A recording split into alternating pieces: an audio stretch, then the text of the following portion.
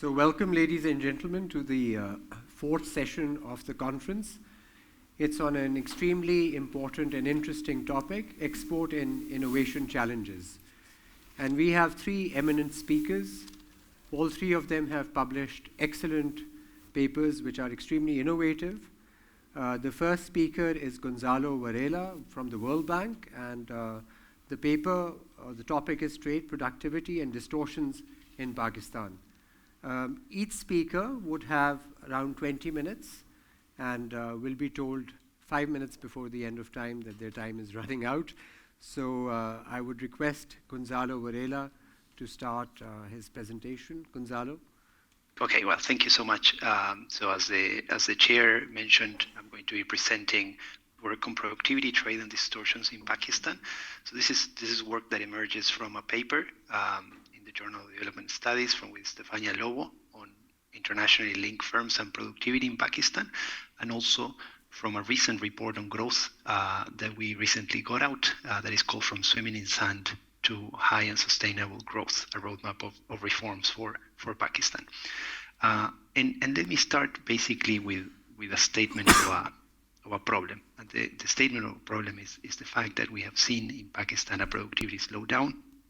And to put this in perspective, let me share just one statistic. That is that in 1990, if you start in 1981 and compare to 2021, an average Pakistani worker increased the amount of value created by about 38%. The last 30 years, value added per worker in Pakistan increased by about 38%. Over the same period, the average Vietnamese exporter increased its value added by about 330%. So the productivity of Vietnamese workers grew 8 times faster than that of Pakistanis over the last 30 years. And this is a big issue because productivity is underlying the sustainability of income growth in Pakistan. If we want households to be richer over time, what we need is that workers that are part of that household produce more productively over time. So this issue of productivity is an important issue and deserves attention. So what is preventing productivity growing faster in Pakistan? So what we did in the paper was to focus on firms and see how is it that the productivity of firms has been increasing over time and what were the underlying drivers of productivity growth at the firm level in Pakistan. So what we start by doing is we take 10 years of data of basically publicly listed firms in Pakistan, and we estimate total factor productivity.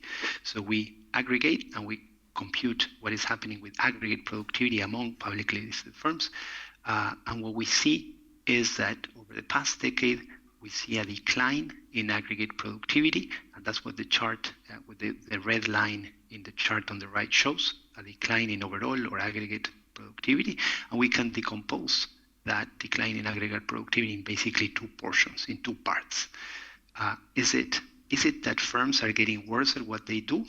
Or is it that given the productivity of firms, what is happening is that resources get allocated towards uses, to the least productive firms? So that allocative part, that between firm component. And what we see is that actually the driver of the decline in aggregate productivity is mostly because of the within firm factor. That is that firms are becoming worse at what they do. It's not so much that resources get poorly allocated. The between factor is more than firms are getting worse at what they do. So to be sure, the between factor is not contributing much, and particularly over the past 3 years, when we look at 2017 to 2020, there is a decline in the contribution of allocative gains to the overall aggregate productivity. But what is most striking is the fact that firms are getting worse at what they do. And that is what is showing in that dark green bars that are showing a decline, that are a drag on aggregate productivity growth. So then what we think is, okay, let's think of a framework to think about productivity upgrading, to think about productivity growth. And as I mentioned before, we can think about productivity growth in an economy. We can break it down into parts, into main components, what is happening within the firm, And given what is happening within the firm, how resources get allocated. Are the most productive firms growing and the least productive firms shrinking? So that resources flow from the least productive to the most productive. That would be an allocative gain. Or is it the opposite happening? So what we see in the data is that allocation is not fantastic, but it's not the dragging problem. So we're going to focus on the within firm part in this presentation, and that's what we do in the paper also. Now, to understand what drives productivity at the level of the firm, we can think of the nature of the firm. So are we thinking that these firms in Pakistan are at the frontier? So we're thinking the Googles, the Apples, the Microsofts, that whenever to improve productivity, they need to move the world frontier of knowledge. And if that was the case, then we would expect for these firms to become better at what they do. We would expect these firms to have to do R&D, and with that R&D leading to patenting of new technologies, of new processes, etc. But perhaps these firms are not at the frontier. Most likely in a developing country, firms are going to be far away from the frontier. And so to grow their productivity, what they need to do is they need to catch up with the frontier. Catching up with the frontier will mean imitating what others have done. So you get better because you imitate what others have done. You can learn from others. And to learn from others, to imitate, to catch up, we have three very important platforms that can help you. And that is, these platforms are related with getting exposed to what others do. And trade and investment integration is a great way of getting exposed to what others do. So you can get exposed to what others do by exporting and building supplier-client relationships with other firms in other countries in the world. So you can learn through exporting. You can also learn by importing. You can import machinery or equipment. You can import intermediate inputs that have embedded a lot of technology, so that you adopt technologies by having access to these goods that are, or services that are produced somewhere else with the research and development that other firms do. So you sort of absorb that research and development by importing. So intermediate or capital equipment can act as a conduit for technology transfers. There's a third platform for learning, that is being exposed to what others do, not just by trade, but also by interacting directly in your own country. That is, if you have foreign direct investment in your country, if you have multinationals that come and produce and interact and build these supplier-client relationships, then you can also learn. Perhaps you learn because you have to compete with them, so they operate in your own sector, so there may be spillovers or competition gains, or you may learn because they operate upstream, so they provide services or goods that are useful for you, and through that interaction, you learn. So you have these three platforms that are going to be quite important. So in what follows, I'm going to discuss where we are in terms of this frontier innovation and catching up, and within the catching up, the different mechanisms in Pakistan, and where we find that there is space for improvement. So let's start with frontier innovation and patenting. So what we know worldwide is that there's a strong association between innovation and productivity. For Pakistan, we also see that. So when we look at the firm level data, what we see, and that is what the chart on the left shows, that is, if you rank order the least productive firms to the most productive firms, what you're going to see is that the share of firms that are innovating increases as you move from low productivity to high productivity. This is a pure correlation. There's no causation here, but what you see is that the most productive are the ones that innovate the most, right? So that innovation productivity channel is active also in Pakistan. Now, when you look at how firms in Pakistan do in terms of patenting, given the level of development of the country. So this is a country level exercise. Actually, what you see on the right is a scatter plot in which you have all countries for which we have data on patenting. These are patent grants that are given, and you have the investment in research and development that countries do, and the level of development of the countries.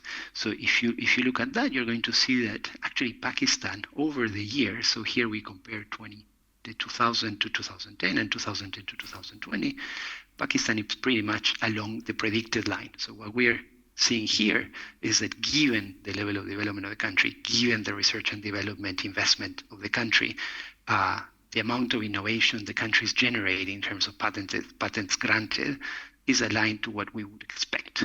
Of course, if the country was more developed, it would innovate more. Of course, there is space for innovating more, getting more patents. That's just one indicator.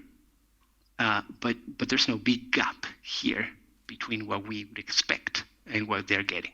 So that innovation channel is there, but perhaps, as I mentioned, at the level of development of the country, we expect a little bit more happening through the catching up process rather than from the frontier innovation process. So let me move to the catching up. And what do we know from the literature? What we know from the literature is that trade and investment integration are important learning platforms for firms. So there's a lot of evidence that firms, there's a link between productivity and exporting, and that link between productivity and exporting can run in two ways. There's a possibility that more productive firms get to export because there's selection, and this is what a literature that started in the early 2000s showed, that there is selection into exporting, and so you need to be more productive to be able to export. But more recently, there has been a lot of work being done, more sophisticated work being done on learning by exporting. And perhaps the seminal work is the work by Atkin and others, in which they do an RCT, in which they show that actually when you randomly allocate exporting opportunities to firms, those that get exporting opportunities get better in a number of dimensions. And we can think of that as a productivity upgrading. This is a fantastic paper, Atkin et al. In 2017. And the Lockett also showed a little bit earlier that you can have both things happening at the same time, right? So you can have selection and learning happening at the same time. On importing and productivity, most of the literature that shows a clear link has focused on the link from intermediate input access into productivity. So thinking about intermediate inputs as key technology conduits, so conduits of technology transfers.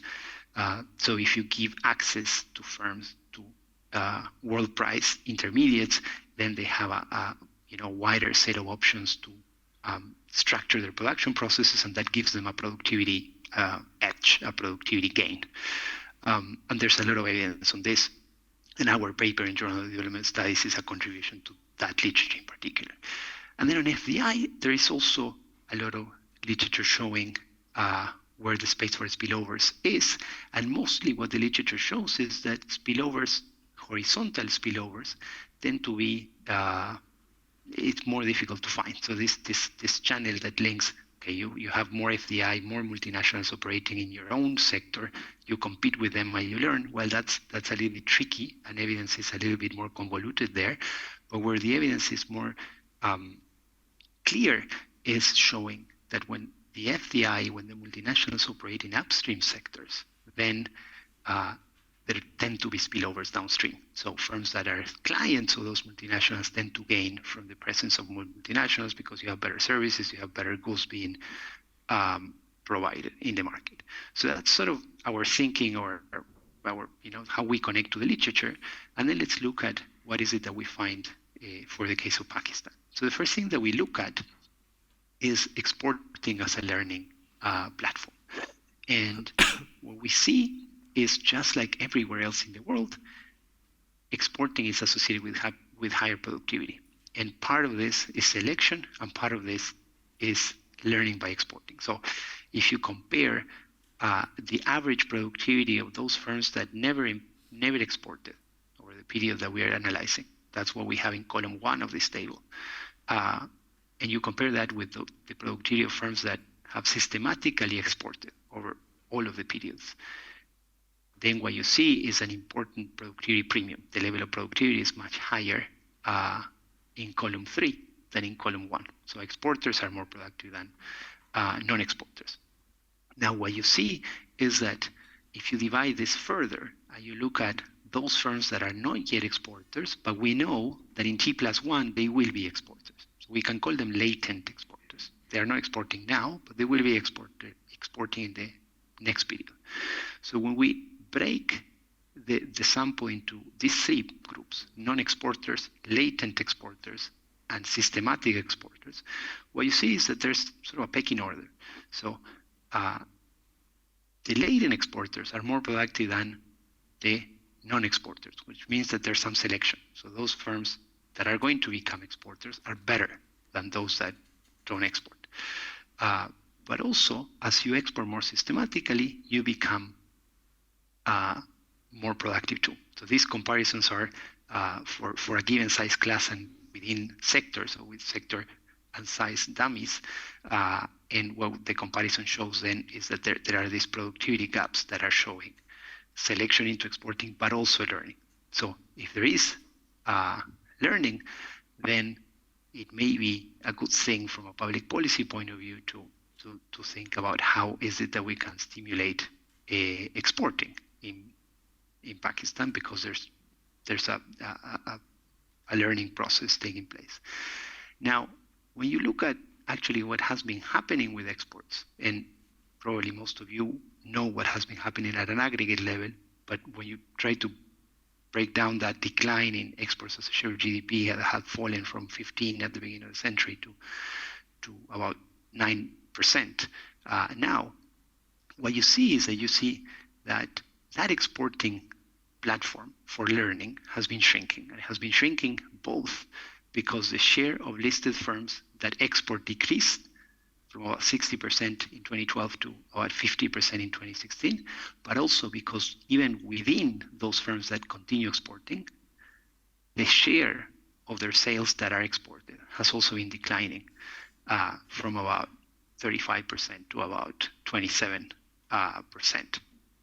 over the period. So exporting is a force for productivity upgrading, but exporting as a platform, as a learning platform, has been shrinking. Firms have been turning away from export markets and focusing more on the domestic market. Let me now switch to importing as a learning platform. And as I mentioned before, I'm going to be focusing, there are many ways in which you can link importing and productivity, but I'm going to be focusing on one channel, that is what happens when you give access to firms to import intermediates at world prices, or when you reduce import duties on intermediates, you reduce import barriers on intermediates, what happens to their productivity. And again, here we're focusing on publicly listed firms in Pakistan, and what we see is that there is a systematic association between declines in import, in this case, let me turn this around, increases in import duties on the relevant intermediates that you use to produce and your productivity. So when the Ministry of Commerce increases import duties on intermediates that you need to produce, what happens is that your productivity falls. So that's what your chart on the left shows. Total factor productivity measured in revenue manner falls. If you take another measure of productivity, labor productivity also falls. But it's not just productivity that falls, it's also that your sales fall. So your capacity to grow shrinks when they increase import duties on intermediates that are relevant to you. And interestingly, wages also fall. So, and it makes sense. So if your productivity is falling, then your workers are less productive probably, and so the reward to your workers also falls in a competitive, relatively competitive environment. So what we wanted to do next is we wanted to check what type of firms are more affected from these increases in import duties on intermediates. And in principle, we know that firms that export, so exporters have access to duty drawbacks. So exporters in principle get exemptions on the duties paid on intermediates that are used for the production of an exportable product. This happens in Pakistan, it happens in many countries in the world. And so we said, well, in principle, exporters shouldn't be affected by these import duties on intermediates. So why don't we break the sample into exporters and non-exporters and see if the import duty effect on productivity affects this type of firms differently. And what we find is indeed that actually it's non-exporters, so that's what you see in the chart on the right. The first column shows the effect on non-exporters, so increases in import duties. The the second effect on exporters. And what you're going to see is that the effect on non-exporters is significant and negative, and the effect on exporters is negative, but it's not statistically significant. So that effect that we saw on the chart on the left is driven mostly by what is happening with non-exporters. The interesting thing is we went out and did a pilot survey on how these duty drawbacks for exporters work, and we got a lot of complaints from exporters saying that it's a complex process, it takes a lot of time, and for small exporters, they were struggling to get the refunds. And so we broke down exporters further into small and large, and what we see is that small exporters were affected by import duties charged on intermediates, and large exporters weren't. So these duty drawbacks worked for large exporters. Large exporters were insulated. They don't care about import duties on intermediates. But small exporters were sort of in the same box, in the same bag as the non-exporters. Gonzalo, sorry to interrupt. Can you just wrap up? Because we're running out of time. Apologies. Okay, I'm finishing. So what has been happening? So what we are seeing is importing is a learning platform, but that platform has also shrunk, just like the exporting platform has shrunk. Why has it shrunk? Because the economy has become more inward-looking. And we say that because trade costs have increased, in particular import duties have been increasing. Chart on the left shows average import duties increasing. Chart on the right side shows the import duties on intermediate goods for most sectors also increasing when we look at the last 10 years. So let me, I have only 1 more minute left probably, but FDI is the last one, the last learning platform. And I'm going to rush here, unfortunately, but basically what I'm going to tell you is that with FDI, also what we see is that there is selection and learning. So multinational firms are more productive than local firms in Pakistan. That is both because when multinationals come and acquire firms, they acquire better firms. So there's that cherry picking that is akin to the selection in exporting. But there's also that firms that are acquired by multinationals get better over time. So there's also a learning process. And let me move to the spillover story. And what we find is when we see, it's not just that the firms that are acquired multinationals get better, is that also there are spillovers, there are gains in productivity around firms that are connected to these multinationals, particularly those that are connected through supplier-client relationships.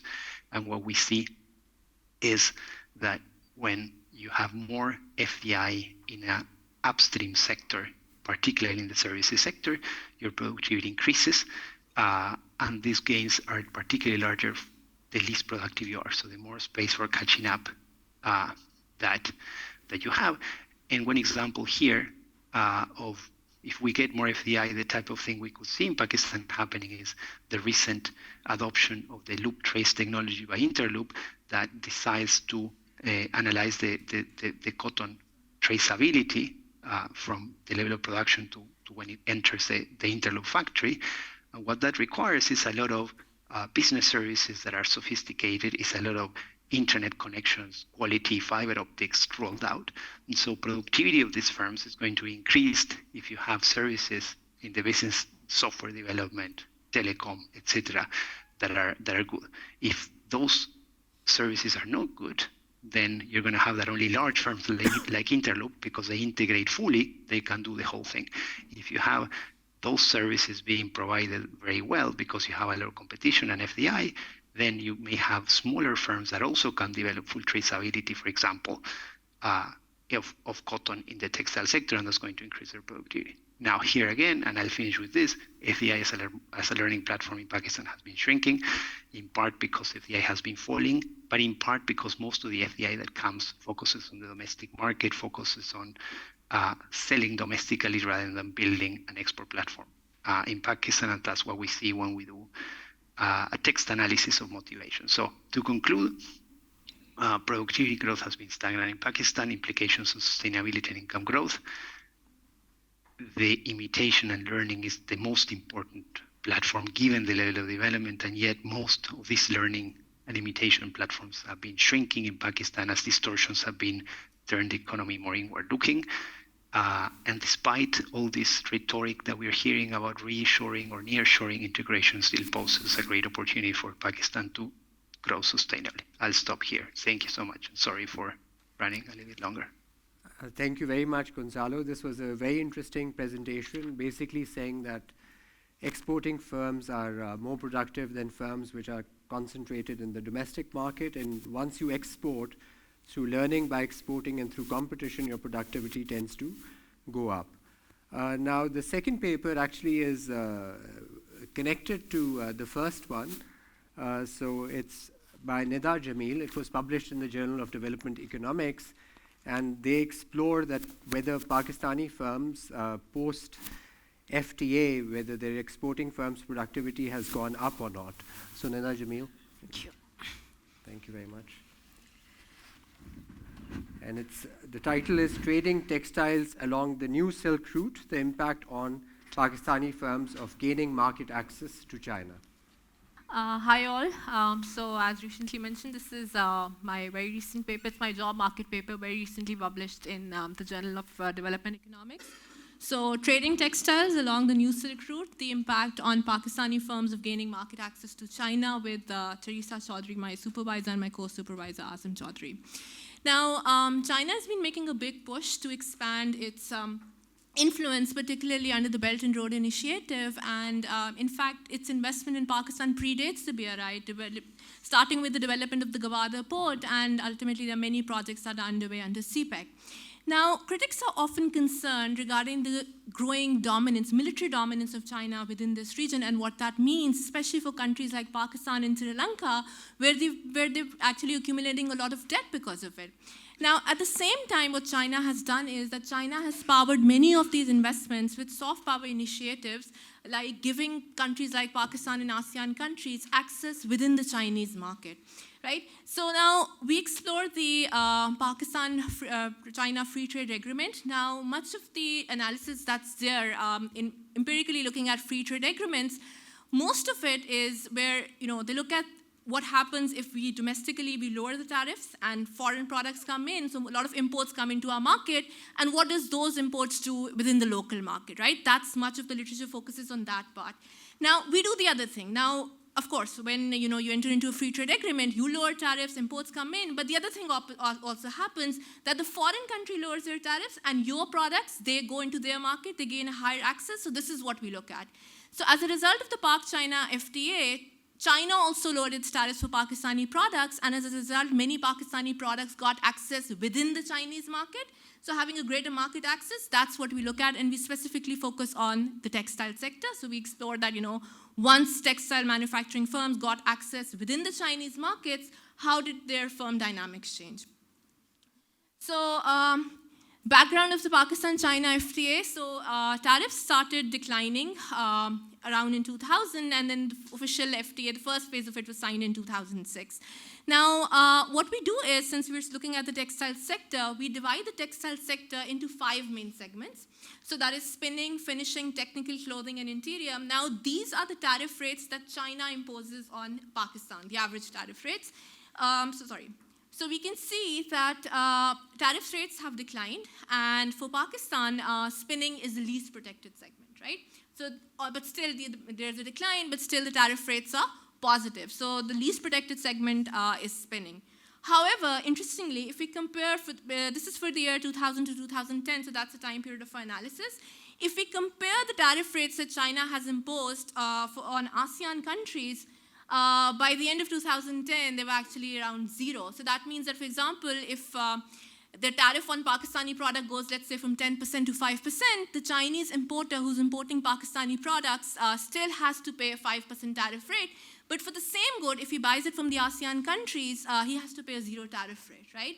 So, I mean, we should be happy that, the tariffs have gone down by half, but they're still positive, right? It's the ASEAN products would be much cheaper for someone who wants to import from China. So what's happening with the FTA? No surprises over here. Pakistan's imports from China are growing at a significantly higher pace as compared to Pakistan's export to China, making the FTA in favor of China.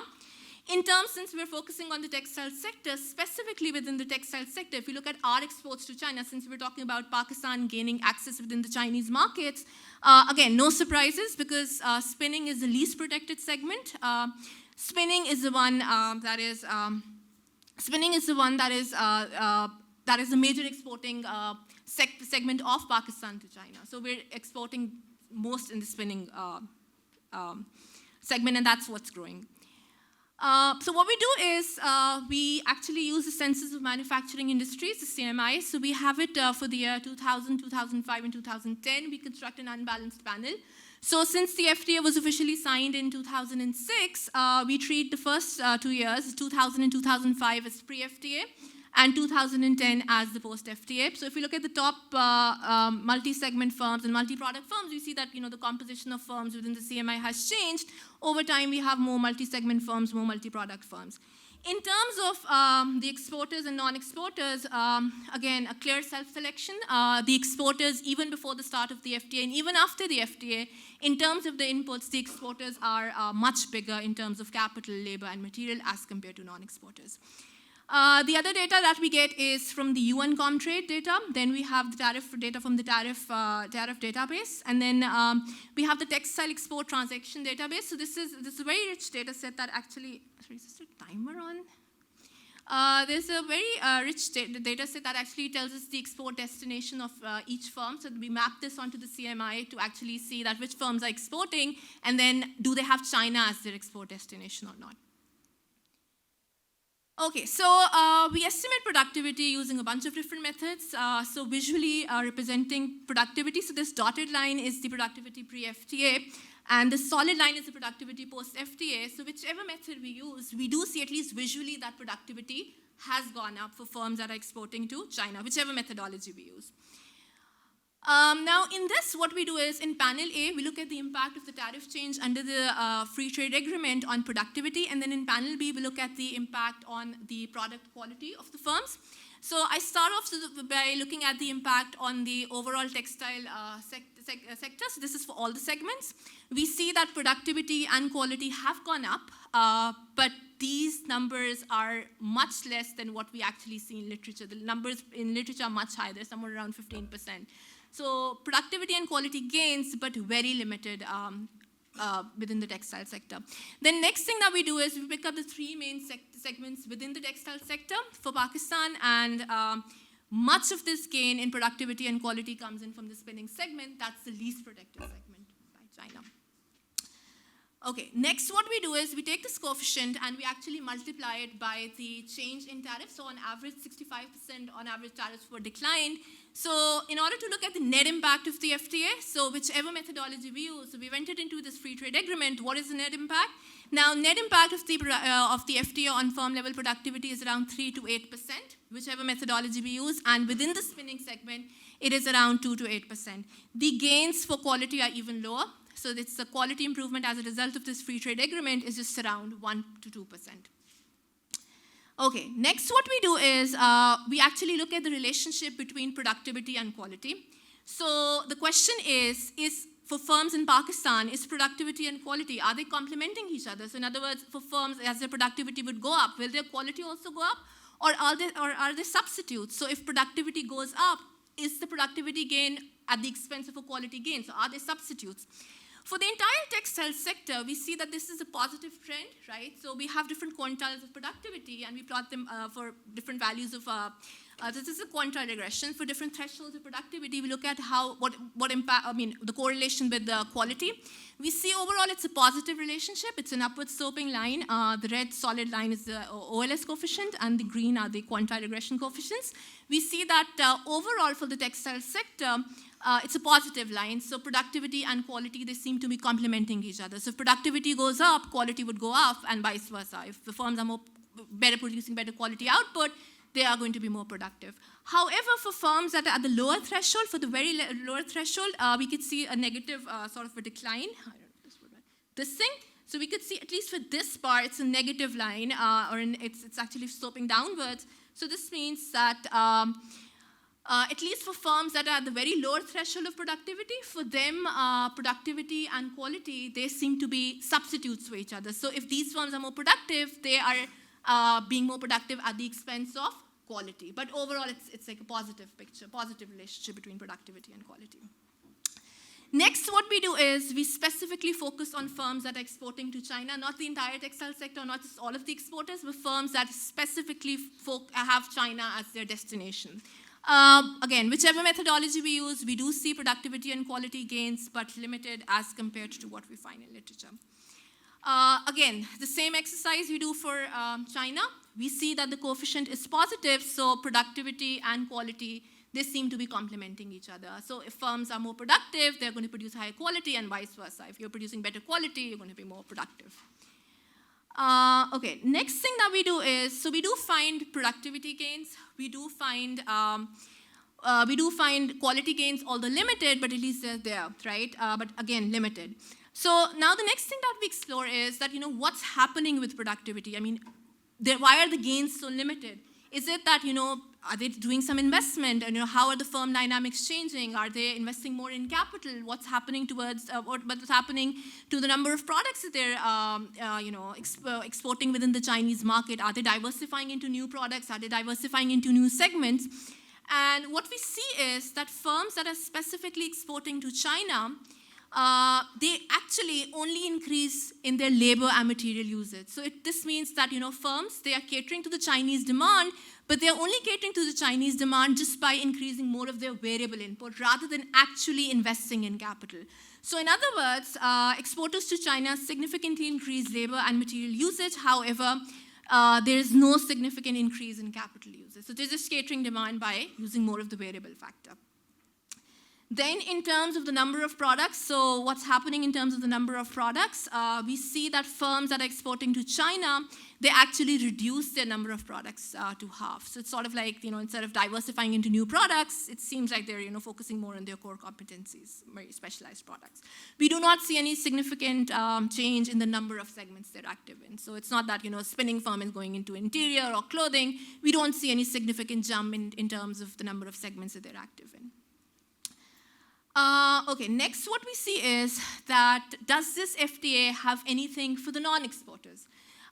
So for this, what we do is we actually look at the spillover effects, geographical spillover effects. So if I'm a non-exporter, and close to me, I have a lot of exporting firms, will there be any sort of information spillover, right? It could be because, I maybe new inputs are coming into that market, or maybe, their labor is coming into my firm and working and stuff like that. What we do for this is we divide the firms. It depends upon which category that exporter belongs to. So we divide the firms into upstream, horizontal, and downstream firms. So what do I mean by that? So let's assume if I am a non-exporter and I belong to the finishing segment, if I have an exporter that's located next to me who's also in the finishing segment, I classify that as a horizontal firm because we're in the same segment. Firms that supply their input, so spinning would be for firms that are the exporters that belong to the spinning segment would be the upstream firms, and firms that are in interior, clothing, and technical for me would be the downstream firms, right? So looking at the impact of the exporters being in close location to the non-exporter, we see that if I am a non-exporter, but I have an upstream firm that's an exporter located close to me, my productivity and my quality will go up. So there are positive spillover effects from the upstream firm. Interestingly, for the quality, there are negative effects for horizontal level, maybe probably because firms are competing with inputs. So spillovers, at least for the non-exporters, from the upstream firms. So concluding, over the years, we've seen a lot of free trade agreements, but there's a very less exercise for the impact it has, especially for developing countries. Analyzing the impact of the free trade agreement between Pakistan and China, we do find productivity and quality gains. However, they are very limited. Firms are not increasing their capital usage. Firms are reducing their number of products, right? We do find spillover effects, but then there's a lot of competition that these Pakistani products face within the Chinese markets, typically coming from the ASEAN countries. Within the Chinese market. So at least, as a result of these free trade agreements, trade does go up, but the impact, at least on productivity and quality, at least for the short term, that the analysis that we've done, is still limited. Thank you. Thank you, Nida. This was indeed very interesting, and it has been sort of a controversial issue whether the gains from the first FTA have been that much or not, and that led to a renegotiation of the FTA. Anyway, so let's go to our last speaker, who's Bilal Khan, and Bilal is going to talk about firm-to-firm networks and sourcing strategy of importers. Bilal. So in this paper, what we are trying to do is to look at the behavior of the importers and their relationship with the source firms who are exporting to Pakistan and how it evolves over time. And so recently there's a literature developing up because of the availability of the data at the very micro level, at the firm level of exports and imports, where they're trying to see how do the firms are sourcing their imports from different destinations. And basic economic theory will tell you that if I'm increasing my output at the intensive margin, what I would do is increase everything proportionally. But what some of the recent studies have found is that this doesn't happen. Basically, actually, when importers import from different destinations, they change the share which they source from different countries, as well as different importers within the country or across countries over time. So what we try to do is looking at the Pakistani context and see how do the Pakistani importers are behaving in this context. So the motivation is basically coming from the availability of the highly disaggregated data at the firm level, where we can examine the behavior of the exporters and the importers in the economy. So what we have is, I will come to it in a minute, but this availability of this transnational level data actually helps us to look at very, very basic details, which we were earlier we were analyzing in the trade literature and at the more macro level, at the more aggregate level. How do the firms, or how do the countries or the sectors within the countries behave when they interact with the other sectors in the other economies around the world? But now, at the micro level, we have a much better information available to us, and this helps us to actually test a lot of economic theories related to the trade as well. And then why we are interested, because once we understand the behavior of the importers, then you can come with a lot of strategies. Being a foreign exporter who is trying to export in Pakistan, they can look at the behavior, analyze the behavior, and strategically place themselves competing on the price or the quality that we will see what comes out as an important factor in there. So just to motivate it further, so this is the data we are using. Okay, maybe we briefly give the idea of the data as well. So we are looking at the import data of Pakistan available by the customs. It is the universe of the data available from January 1, 2016 to December 31st, 2017. So 2 years data available at the daily level, the transactions that happen, the importers which are importing different products, 8-digit product code from anywhere in the world that is coming into Pakistan, which is recorded and verified by customs officer. The price and the quantity of the product is verified by the customs officer. And there are more than nearly, for these 2 years, there are more than 5 million observations that we have in our data set. And here what we have done is we have aggregated the data, and this is at the importer product level. So what we are looking at is looking at how many, a specific importer is importing a specific product from how many different source firms or the source countries. So the circle is the source firm, and the triangle is the source country. So when it says one, trade partners one, it effectively means that pretty much every importer product group in our data is importing from one specific, every importer is importing a specific product from at least one, is exactly one source firm. And you can see that 90% of the importers, more than maybe 98, 99% of the importers fall into this category. So every importer has at least one product which is importing from exactly one source firm. 2 would mean that basically 58% of the importers are importing one specific product from at least 2 different source firms. And proportionally, we can see like less than 38% are from 2 different source countries. So it's the one product which is being imported from 2 different countries. This is kind of showing the kind of variation we have in the data. So earlier we might be a bit we were actually, ourselves were a bit apprehensive that maybe this 2 years data in Pakistan, we don't have a lot of importers. In total, we have 33,000 importing firms in this data set. So we might not see a lot of variation going on in there, and a lot of sourcing strategies being used by the Pakistani importer. But here we are becomes a bit more confident, because once we notice that at least there are 68 or near 58% of the firms are importing a specific product from 2 different, and similarly you can keep going down. And they're like nearly, I think, more than 1,000 firms which are importing from a specific product from 10 different sourcing firms from abroad. So let me share the results right away, and then we can discuss how we have reached these results in a while. So it's mostly a stylized fact. What we are suggesting here are the stylized facts. We are not claiming anything causality in which direction it's flowing, but based on some economic theory, we can make some intuitive results from there. So what we notice is the firms differ markedly in how they allocate the spending shares. What do they mean is that, over time and across different quarters, the firms are changing their spending on the imports they are doing. And they change their shares from across countries, they change the shares across the source firms for a specific product, a very specific, very detailed 8-digit product.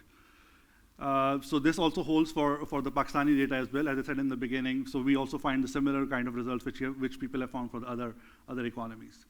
And firms often have multiple suppliers of the same narrowly defined product, and they frequently change their suppliers.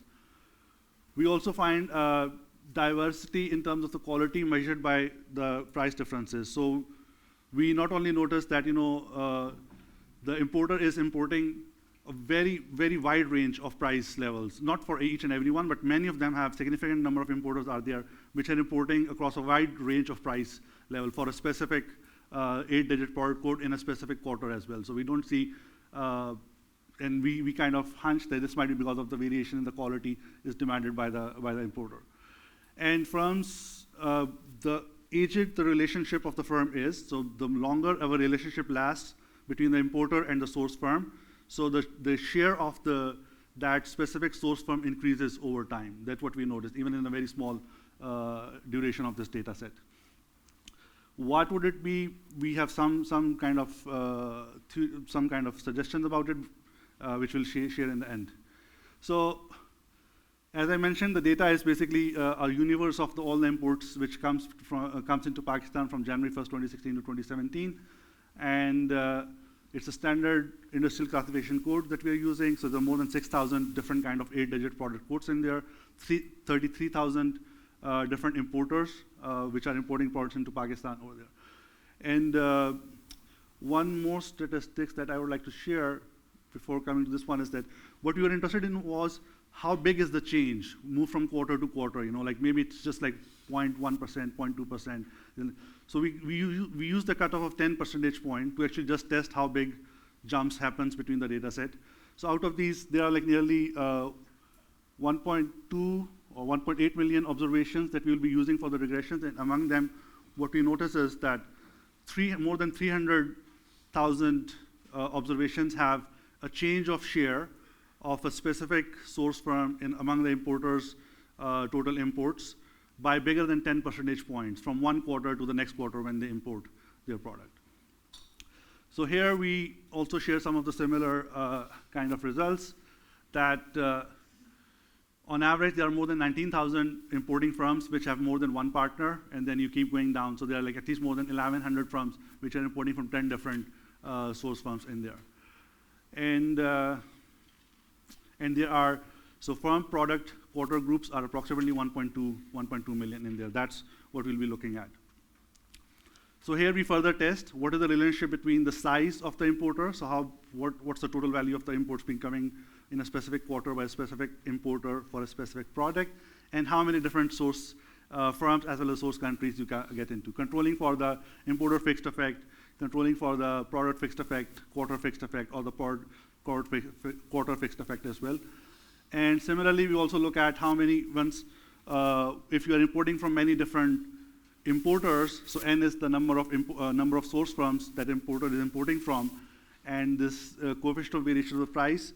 So we look at how much, if there's a bigger dispersion, so if you're importing from different source firms, is there a bigger dispersion between the in the between the prices of these different source firms as well, or not. So looking more at when I'm sourcing from different source firms, when I'm importing from different source firms, is there a big variation among those firms as well in terms of the price of importing as well or not? So what we find over here is that looking at the import size in terms of log of imports, so the bigger is the importer, so the more import you're bringing into the economy, so the more different kind of source firms, more number of source firms you are using it for. And this is for a specific product, right?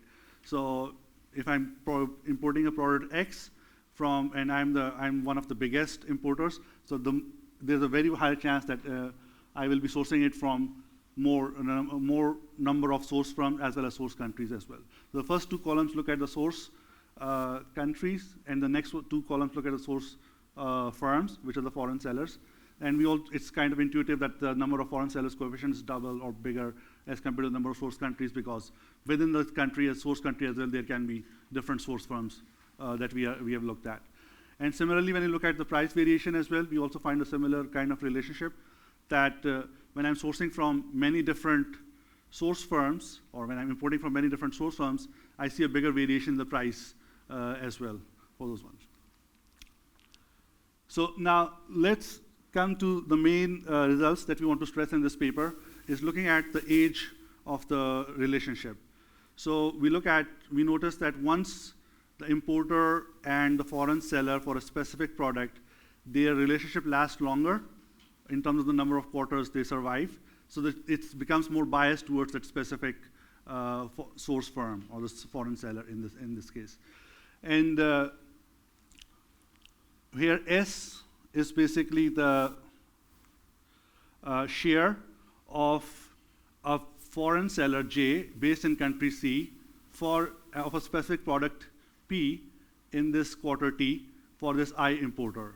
So this will give me, if I'm sourcing $100 of a specific product from, I don't know, like some foreign firm, and divided by the total number of imports that I do for a specific product in that quarter.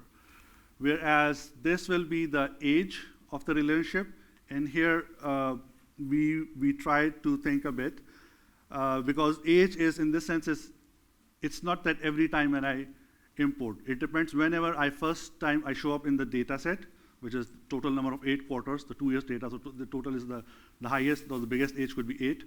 And the first time when I show up, when our relationship shows up in the data set, and then maybe next couple of quarters I don't import anything, and after that I import again. So after 3 quarters I will import again.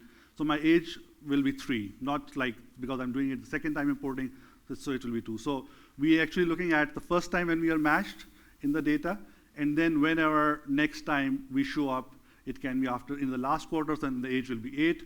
It can be after at the end of the first year, that will be age will be 4. And X will be for controlling for the size of the firm or the importer. It's also the price. It's all the other factors in there, the variables in there. And we also control for, of course, the importer fixed effect, the seller fixed effect, product, quarter, and eventually I think we also control for the product of importer, product, and seller fixed effect as well. So basically there can also be some specific effects with respect to the relationship itself. So we use it for looking at irrespective of which country you're importing from. So we look at your total share. Then we also do another exercise where we look at your share of a specific foreign firm in the specific country from which you're importing from. And then we see whether the results within the country are similar to the ones which we notice for across anywhere in the world. So this is just to give you an idea about the number of observations we are using for this next regression, which is to look at the age of the relationship and the share of the specific foreign seller among the imports in there. We have nearly 1.8 million observations for this foreign seller experience, age of the relationship. Import size on average is approximately 5 million, and the import price is approximately, average price is something like 136,000 in there. So these are the results. It's difficult to see from here.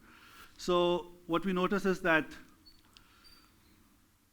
here we have tried to control for as many fixed effects as we could. This is the importer fixed effect, the foreign seller fixed effect, We also try to control for the product fixed effect, period fixed effect, and then this is importer, seller, product fixed effect together. Basically try to see if there is any specific effect coming from the specific relationship they have developed over time or among themselves in there.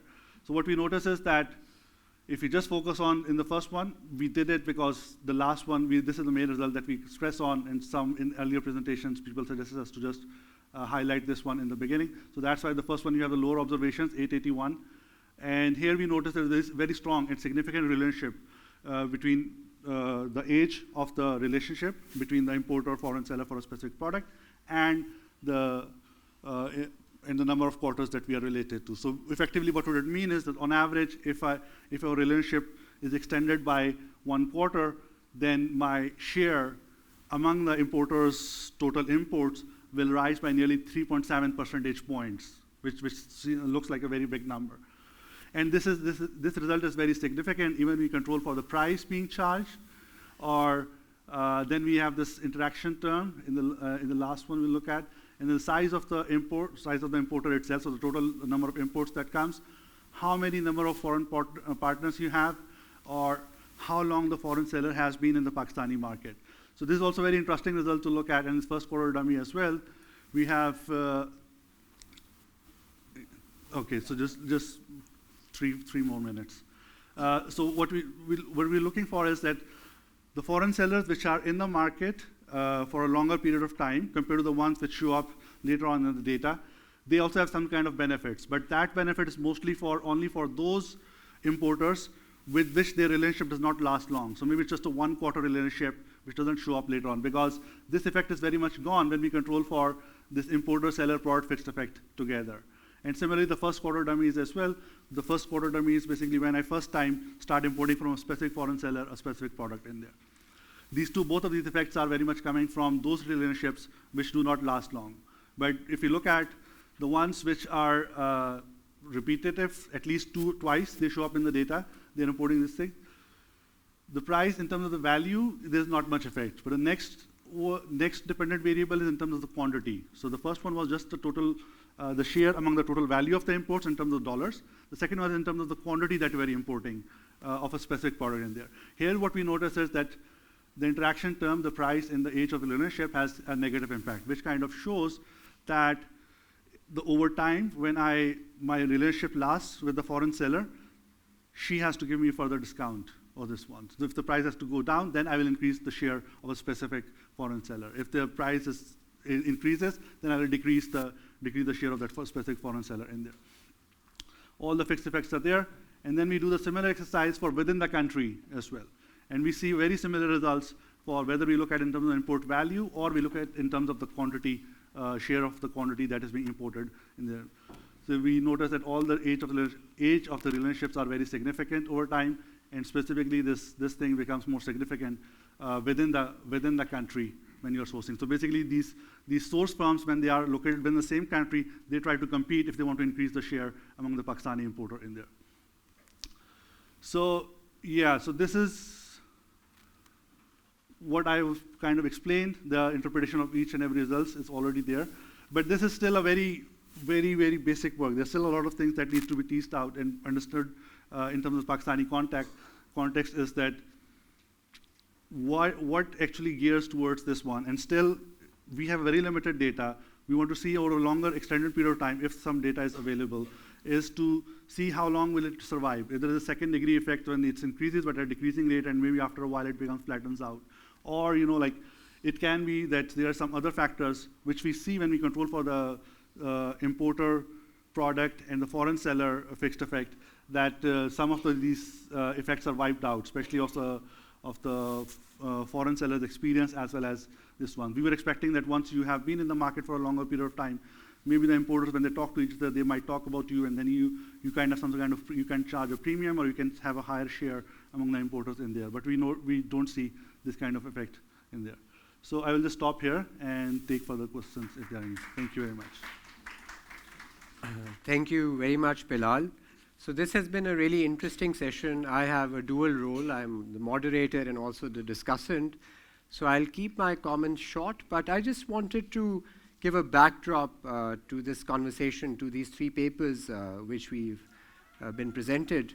So the first is that if you look at the Pakistan economy in the last 30 years, there's something which is really disconcerting, and that is that if you look at structural change, normally you move from agriculture to manufacturing to services, but it seems that we've skipped the manufacturing stage and we moved straight from agricultural to services. So in the last 30 years, our share of manufacturing has been stagnant. So why is this important? I mean, you can say in South Asian countries like India, Bangladesh, elsewhere also, it's been a similar trend.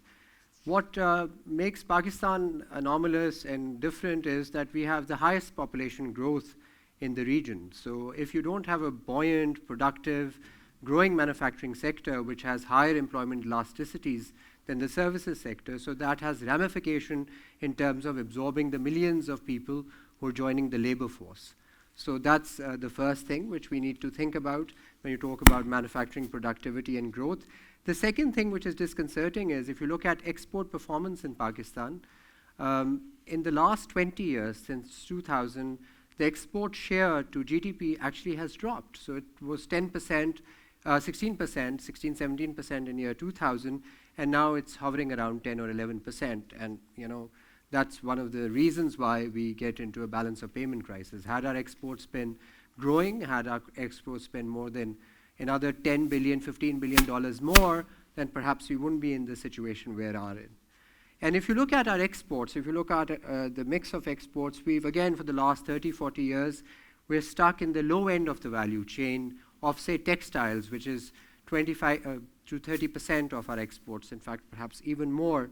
And we're not in the high-end value, we're not much into apparels, we're not into women's garments and technical textiles. So again, stuck in the low end of the value chain. The third thing, which is also a cause of real concern, is that if you compare Pakistan to, again, regional countries, South Asian countries, we have the lowest saving and investment rate as a percentage of GDP. So it's around 10%. In India, Bangladesh, it's around 20%.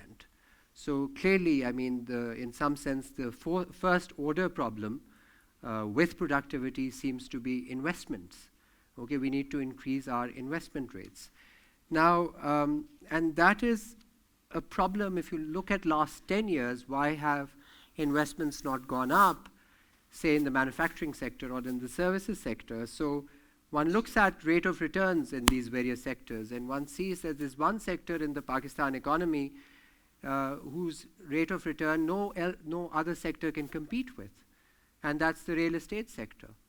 So most of the investment has been going into the real estate. In fact, there's been disinvestment. People who have been in manufacturing have actually disinvested and gone into real estate, which is not that productive. So going now to the questions, and these are sort of questions and comments to each of the speakers. So to Gonzalo, I mean, your paper was really, really interesting, and I read the background papers, and it's also very rigorous analysis you've done in terms of productivity. My first comment and question is, I mean, looking at sort of the immediate problem, don't you think the first order problem of the Pakistan economy is to raise the investment rates? So yes, productivity is perhaps with it a major issue, but what do you think of the fact that, our investments are so poor? So the first thing which we need to look at is why is it that we're lagging behind in terms of our investment share of GDP, which is just at 10%.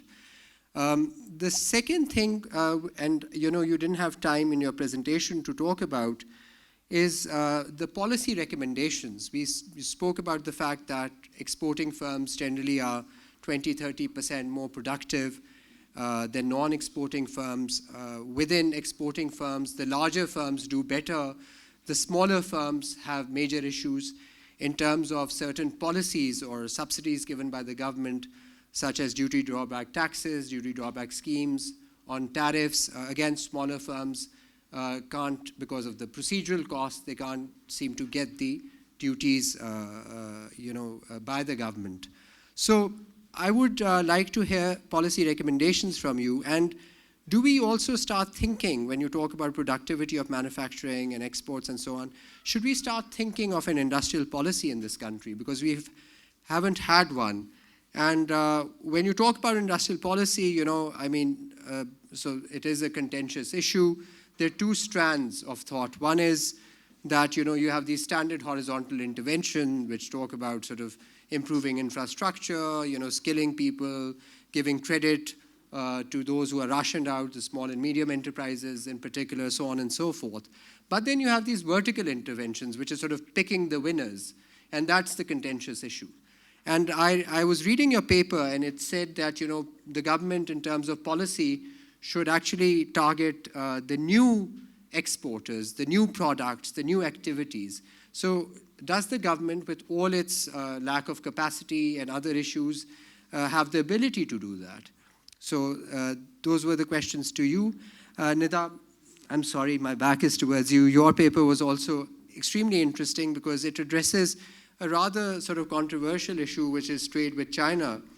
And what one sees in data, and which you showed, was that when we signed our first FTA back in 2006, so obviously we can't compete with a manufacturing giant as China, so we expected a huge bilateral trade deficit. But what we were perhaps expecting in terms of market access to exports, that did not quite happen. And if you compare the tariffs which they gave to ASEAN countries for textiles and garments, that were much lower than to Pakistan. And that is perhaps one of the reasons why we had problems accessing the Chinese market, and also why the productivity gains were so, well, not that significant, around 2 to 8%. Yeah. So again, just a comment and question is, we were in the process of renegotiating the FTA. So I wonder whether that renegotiation has put us on an even keel with the other ASEAN countries in terms of tariffs to our major exporting industries. Secondly, I was also wondering that we also have a GSP plus status. So, another analysis which could be interesting is that pre and post GSP plus, has there been any delta in productivity of exporting firms or not? So I wonder whether you've thought of that. Another thing which is sort of interesting is that recently, post-COVID, State Bank came up with the TURF scheme. And it's been pretty successful. But what we know is that a lot of that money went into the high-end firms, those which have much higher turnover or larger firms. But still, it did spur growth in textile and also increased demand of import of textile machinery. So that's also an interesting sort of policy intervention, and we see a direct effect in terms of greater capital investment increase in textiles. Obviously, that now has come to an end, it seems, because of this given stagnation of the economy. Finally, to my friend Bilal, very interesting paper, and just a couple of interesting observations. We were doing a study some time back and looking at Sialkot, Wazirabad, the Golden Triangle of Pakistan, and trying to answer this question, why do small firms find it hard to grow and so on. And what we found was that, interestingly, the surgical sector in Sialkot, and this is a dated study, so this is around 7-8 years ago, so they were exporting surgical equipment to India. And they were very proud of the fact that, they were much more competitive than their frenemies across the border. But what was interesting is that we asked them this question, that don't you have sort of issues in terms of exporting goods, because India had a lot of non-tariff barriers, a lot of procedural customs issues and so on. And obviously there were a lot of gray areas which were deliberately created, just to increase the cost to trade. And to our surprise, what we found out was because they had a long, in the sense, term relationship which they had developed over years with their importers across the border, speaking the same language and everything. So they managed to circumvent a lot of those procedural constraints and the non-tariff barriers. So they found, despite all the problems which one would think are there with trade with India, a longer-term relationship between sort of the exporter and importer actually reduced costs. So I thought that would be an interesting thing. Another interesting thing which we found about Sialkot was that whilst Wazirabad, which is another cluster which has sort of most of it is light engineering, the general trend was amongst not the 3 or 4 big fan manufacturers, for example, but the smaller ones, small and medium ones, there are a lot of these, the transition was from a laborer, foreman, to a manufacturer. So, and that had its own set of constraints. Their levels of education was low, their productivity was low. In Sialkot, what we saw was that the transition was from a trader to a manufacturer and an exporter, okay, generally. And and their trading experience got them the contacts, got them the information, and so on, to actually become more successful as manufacturers and exporters. So I just thought of these two interesting elements when you talk about sort of long-term relationships with traders and how it can benefit overall trade in sectors. So this is it for me, and I'll now open the floor for questions from the audience. So anyone?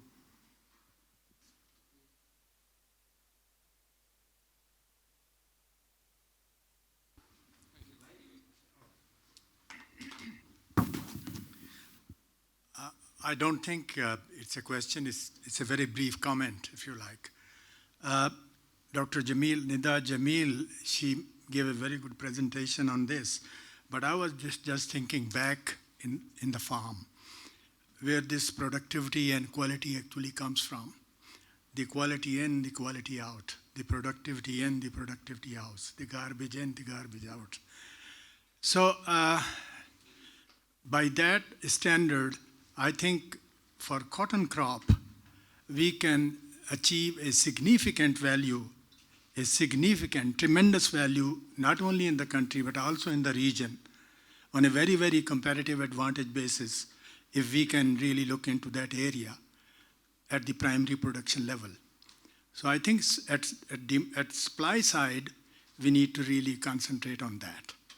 And there is tremendous knowledge, scope, expertise, but we need more commitment and continuity. This is for cotton. I think we Pakistanis, we should be feeling very proud of our achievement also, once we discuss all these, kind of thought-provoking sessions, listening to them, is the success of maize crop in Pakistan. This is a classical example in Pakistan economy. 12 years ago, within these 12 to 13 years, the productivity has gone twofold. The quality of grain produced in Pakistan, and I'm just, allow me to take some more minutes, The quality of corn produced in Pakistan is much, much better than the adjacent or neighboring countries, because we can produce corn or maize twice a year. And look at the food, feed, fuel, and fiber level, lately fiber, from this single crop. So these are some of those classical examples which we should look not only on the farm level, but also at the primary production level. Thank you.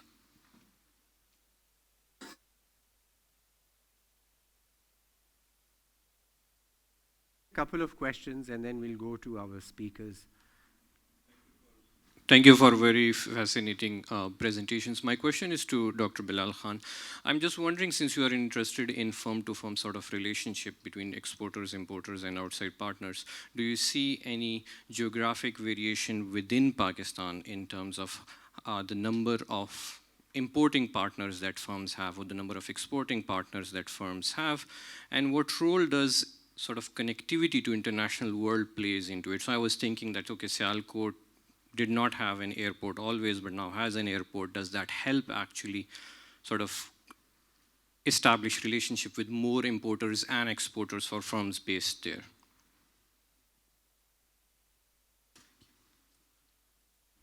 This one here. Actually, you can use.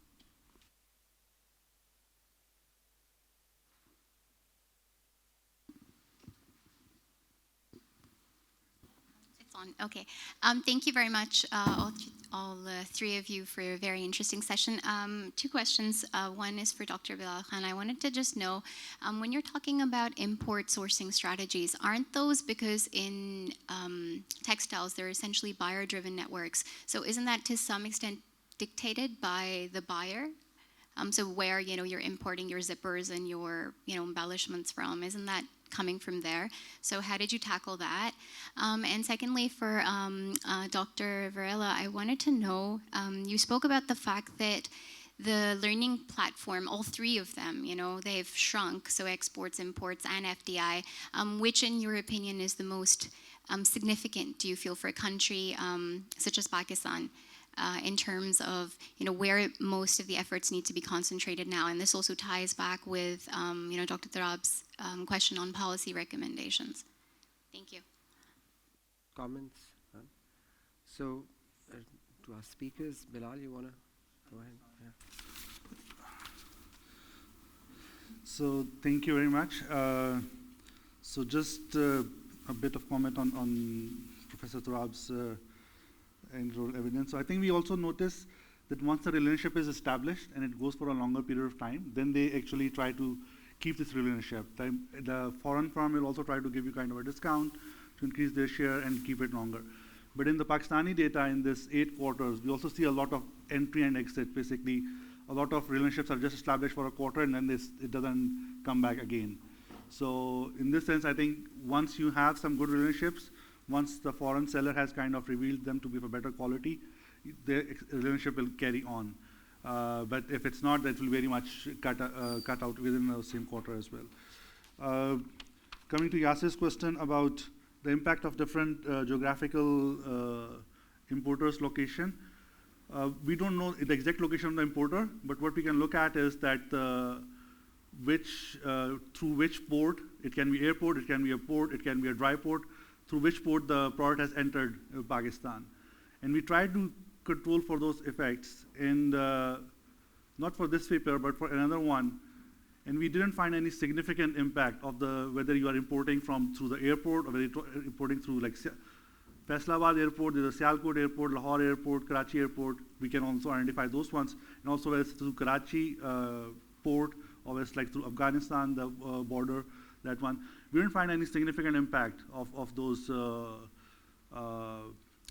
entry points into the Pakistan in there. And that paper was looking at how you report the value of your import. So we have in our data set, we have the value reported by the importer herself, as well as the custom officer, which she verifies it as, what does she think given the product category, the 8-digit code, and whether it's coming from looking at the previous quarter's data, she can actually check and then whether this makes sense, the price being quoted or not. In terms of the value being reported, we didn't find much of an impact in that regard. To Nadia's question, I think we can't really see, but what we control for the size of the total imports of the borrower, and we see some impact when you have a bigger, when you import more, you have the share of the, but this we are looking mostly from the foreign seller perspective. The foreign seller's share goes down if you're importing if you're a bigger importer in the market. So basically the importer is sourcing from a lot of different foreign sellers rather than very few. So what we notice in Pakistan's case, the bigger is the importer, the more sourcing firms you use to import your product. You might negotiate on the price. So there we see in another paper earlier, we noticed that some big importers, they can negotiate a price better as compared to the smaller importers in Pakistan. And in this results too, we noticed that over time, if the relationship lasts longer, so basically if the importer is still happy, she will ask for a bargain. She will ask for a better price from the foreign seller in this regard. I hope I answer your question clearly. Gonzalo, can we go to you? You're still around. We can see you. Hi. Yes, of course. Thank you. Turab, your question was a very big question, so it's going to be difficult for me to answer it in a limited amount of time. But let me say a couple of things. The first is that the productivity and investment challenge is a joint challenge. So we sort of, analytically we can distinguish and we can measure productivity upgrading and measure capital deepening.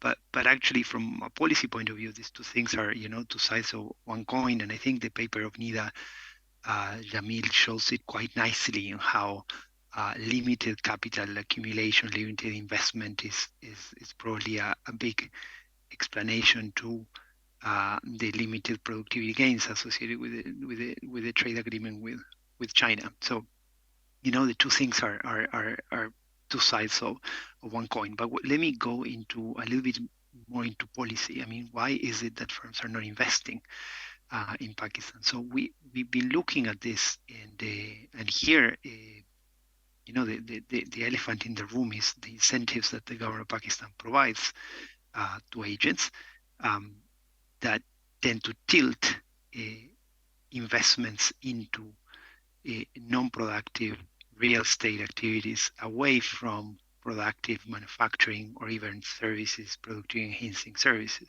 So if your resources flow into real estate, so in real estate there has been a lot of investment actually, but if you're limited saving flow into real estate and not into productive investments, then we are going to see that investment in manufacturing or in productive services for that matter is going to be limited. Add to that the fact that you have a sovereign that is borrowing substantial amounts from the resources that are available in the market. And investment requires lending. Investment requires financing. So if firms that do have investment opportunities, if those limited firms that do the limited investments in productive activities after the investment real estate, takes their toll, go to the banking sector, and the banking sector has limited funds because most of them are being lent to the sovereign, then that's going to create a problem. So you have crowding out given by a large government sector that is absorbing, that is sucking this resources from the banking sector. And if you add to that the fact that courts don't work and insolvency laws don't promote particularly the lending to small and medium enterprises, because it's going to be very difficult to have legal recourse in case these firms don't pay, then of course the sovereign is the natural borrower from the banking sector. So you have a combination of things. First, I would say the first tier explanation is incentives that channel resources into real estate away from productive uses. And this is not something that I say, this is something that has been said many times. A second layer that is a financial sector sovereign nexus that is quite codependent, and then financial resources flow into the government sector to finance the large, growing, and persistent fiscal deficit rather than financing productive activities. And then the limited resources that you get in the banking sector that are not lent to the government, banks are going to be reluctant if insolvency laws, if courts do not provide some guarantees for banks to actually get collateral in case these risky activities that they need to finance on SMEs don't materialize, don't do well. So that's one issue. I would say on the industrial policy, I am very comfortable with industrial policy if you have a loop from evidence to policy. If I talked about learning platforms in my intervention for firms, I think there's a very important learning platform that is also missing, that is for government policies. Government needs to learn from what they do. If they do something that works, they should do more of it. If they do something that doesn't, they should do less of it. And I think that link between evidence, what works, what doesn't, and policy is missing. If that link can be improved, can be repaired, then we can start thinking of good ways of doing industrial policy. But if that link is not there, it may be a big waste of resources.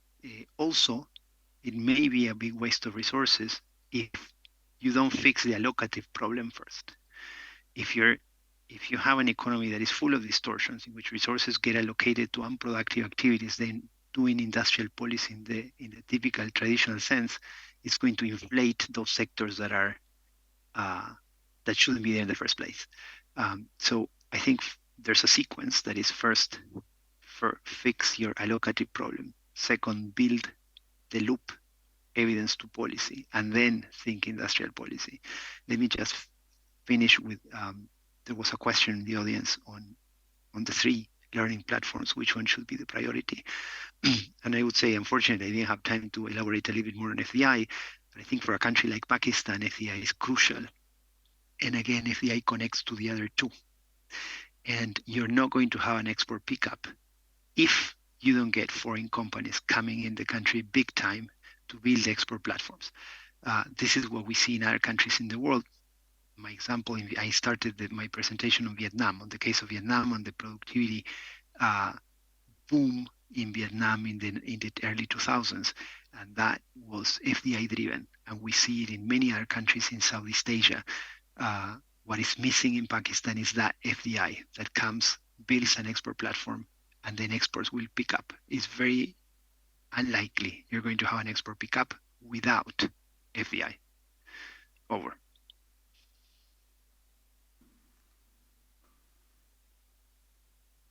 Great. So thank you very much, Gonzalo, Neda, and Bilal, for the wonderful presentations and insightful results you shared and the interesting discussion which followed. Thank you very much to the audience for sitting here and listening to us and asking the questions. I think tea and coffee awaits. So apologies, but the session with on rural futures in Pakistan with Dr. Ghazala Mansouri and Dr. Imran Rasool is now underway in Said Saidal. Okay.